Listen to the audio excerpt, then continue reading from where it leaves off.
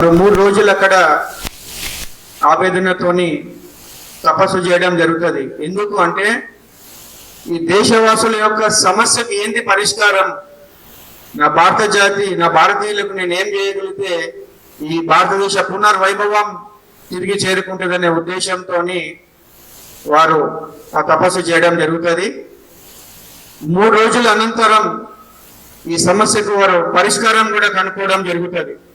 వారు అంటారు, నా ప్రాచీన భారతదేశం ఈ విధంగా చెప్పింది, మాతృదేవో భవ, పితృదేవో భవ, ఆచార్య దేవో భవ. నేను నా భారతీయులకు కొత్త సందేశాన్ని ఇస్తున్నాను.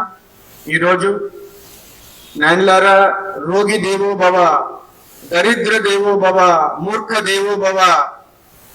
ఎక్కడెక్కడైతే క్షామము, కరువు, దుఃఖము, వేదనలు ఎక్కడైతే వెంటాడతారో నిశ్చయించంగా మీరు మీ పూర్తి మనస వాచ కర్మన త్రికరణ శుద్ధిగా ఈ దేశవాసుల యొక్క సేవ చేయడంలోనే మీ పరమార్థం ఉన్నది.